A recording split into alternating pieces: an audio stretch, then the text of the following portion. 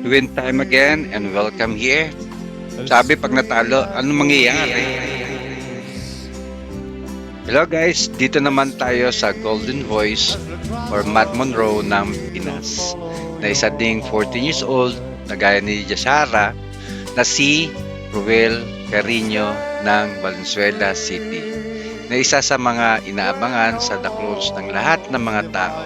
At alam nyo ba, nung natalo sa unang pagkakataon si Jerome Iwardome dahil luto daw ang laban, pag itong si Ruel ang tinalo, makipagpatayan daw sila. At di na sila manonood ng Itbulaga at meron naman daw showtime, kaya doon na lang daw sila. At alam naman natin, may kanya-kanya tayong pambato, kaya tayo nag-aabang sa Itbulaga tapos matatalo lang ng walang katarungan, di ba? Nasaan ang hustisya doon, di ba? Kung sa tingin nyo may kulang at may gusto pa kayong idagdag, kayo na bahala at malaki na kayo. Kung anong masasabi nyo, paki-comment naman.